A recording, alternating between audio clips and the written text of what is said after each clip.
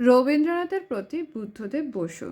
তোমারে স্মরণ করি আজ এই দারুণ দুর্দিনে, হে বন্ধু হে প্রিয়তম, সভ্যতার শ্মশান শয্যায় সংক্রমিত মহামারী মানুষের মর্মে ও মজ্জায় প্রাণ লক্ষ্মী নির্বাসিত, রক্ত পায় উদ্ধত সঙ্গিনে, সুন্দরেরে বিদ্ধ করে মৃত্যুবহ পুষ্পকে উদ্দীন, বর্বর রাক্ষস হাঁকে আমি শ্রেষ্ঠ সবচেয়ে বড়, দেশে দেশে সমুদ্রের তীরে তীরে কাঁপে থরথর, উদ্ধত জন্তুর মতো জীবনের সোনার হরিণ, প্রাণ রুদ্ধ প্রাণ স্তব্ধ ভারতের স্নিগ্ধ উপকূলে, লুব্ধতার লালা জ্বরে, এই এত দুঃখ এত দুঃসহ ঘৃণা, এ নরক সহিতে না পারিতাম, হে হে বন্ধু, যদি না লিপ্ত হতো রক্তে মোর, বিদ্ধে হতো ঘুরো মর্মমূলে তোমার অক্ষয় মন্ত্র, অন্তরে লোভেছি তব বাণী, তাই তো মানি না ভয়, জীবনেরই জয় হবে তবে জানি। বিষয়বস্তু কি? দ্বিতীয় বিশ্বযুদ্ধের পটভূমিতে বুদ্ধদেব বসু রবীন্দ্রনাথের প্রতি কবিতাটি রচিত। এটি অগ্রজ রবীন্দ্রনাথের প্রতি অনুজ বুদ্ধদেবের বসুর শ্রদ্ধা নিবেদন। মানে হচ্ছে, আমি বলি, মানে বলতে বলতেই বলছি, পোয়েমটা বুঝতে পারছি যে বেশ শক্তর মধ্যে আছে, কিন্তু মানেটা কি? বুদ্ধদেব বসু একজন কবি, যিনি রবীন্দ্রনাথের থেকে অনেক ছোট। রবীন্দ্রনাথ ঠাকুরের নাম আমরা সবাই জানি। রবীন্দ্রনাথ ঠাকুর তখনকার দিনে সব থেকে শ্রেষ্ঠ, এখনও পর্যন্ত পৃথিবীর শ্রেষ্ঠ পোয়েটদের মধ্যে একটা পড়ে। সে তখনই সেটাই বলছে যে বুদ্ধদেব বসু নিজে ছোট হয়ে বড় রবীন্দ্রনাথকে তার শ্রদ্ধা জানিয়েছেন এই কবিতাতে। মানে হয় না, তার ভালোবাসা শ্রদ্ধা জানানোর জন্য কবি রবীন্দ্রনাথের প্রতি সম্বোধনে জানিয়েছেন যে বিশ্বযুদ্ধের যে সেই ভয়ঙ্কর দিনগুলোতে তিনি রবীন্দ্রনাথকে স্মরণ করেই বেঁচে আছেন। বিশ্বযুদ্ধের পটভূমিতে বিশ্ব পৃথিবীতে মানুষের মনের মধ্যে, শরীরের মধ্যে মৃত্যুর ভয়ঙ্কর সংক্রমণ ছড়িয়ে পড়েছে। মানে সবাই জানে যে কদিন বাদে সে মরে যাবে, তার কারোর বাঁচার ইচ্ছে আর আশা নেই।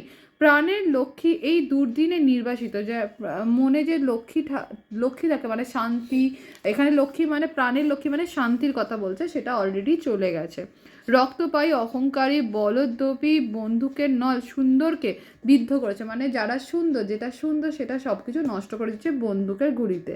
মৃত্যুবাহী রথে আকাশ পথে চলতে চলতে হিংস্র ভয়ঙ্কর রাক্ষস যেন চিৎকার করে বলছে আমি শ্রেষ্ঠ সবচেয়ে বড়। সবাই যেন নিজেরা আকাশের দিকে তাকিয়ে বলছে আমি বড়, আমি শ্রেষ্ঠ, আমার থেকে বড় কিছু হয় না। বিশ্বের সকল দেশের সমুদ্র তীরে ঘুরে বেড়ানো সোনার হরিণের দল যেন হিংস্র জন্তুর মুখের সামনে দাঁড়িয়ে ভয়ে কাঁপছে। তাদের চোখে মুখে অসহায়তার ফুটে উঠেছে। সমগ্র মানব সভ্যতা আজ যুদ্ধের করাল গ্রাসে ভীত হয়ে পড়েছে। মানব হৈতিক কবি প্রাণ আজ স্তব্ধ বাকরুদ্ধ। ভারতবর্ষের স্নিগ্ধ সজল উপকূলে বয়ে চলেছে লোভ লালসার স্রোত। এই কঠিন পরিস্থিতিতে এত দুঃখ এত ঘৃণা কবি সহ্য করতে পারছেন কেবলমাত্র রবীন্দ্র সৃষ্টির স্মরণে। বলছে এত চারদিকে নোংরামিতে সে শুধু একটাই কথা মনে রাখছে, যেটা হচ্ছে রবীন্দ্রনাথের কথা, তাই জন্য সে সব কিছু সহ্য করে নিতে পারছে।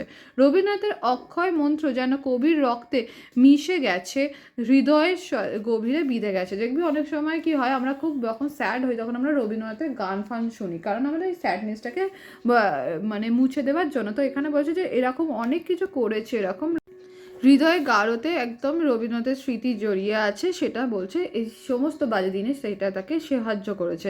আর সেই মন্ত্রেই কবি সেই ভয়ঙ্কর দিনে সুস্থ থাকার মহামন্ত্র লাভ করছে। সেই সময় সেই কবিরই সমস্ত কবিতা গান শুনে এই কবি বুদ্ধদেব বসু ঠিক থেকেছে। কবি মনে প্রাণে রবির বাণী যেন উজ্জ্বল ভাস্কর্য হয়ে উঠেছে। সেই বাণীকে আশ্রয় করে কবি বিশ্বাস করেন সকল ভয়কে অতিক্রম করে নির্ভয় উপকূলে উত্তরণ করতে পারবেন।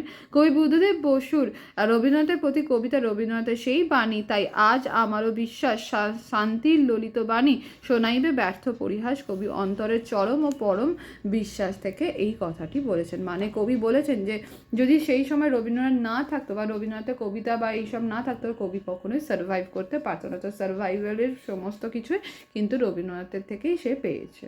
বুঝে গেল?